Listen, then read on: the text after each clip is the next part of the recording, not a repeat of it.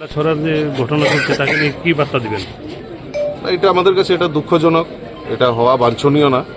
তো সে ব্যাপারে গতকালকে রাত্রিবেলা আমার সঙ্গে স্থানীয় নেতৃত্বদের সঙ্গে কথা হয়েছে এবং আমাদের মাননীয় মুখ্যমন্ত্রীও সে ব্যাপারে সজাগ দৃষ্টি নিয়ে সেখানে খোঁজখবর রাখছেন।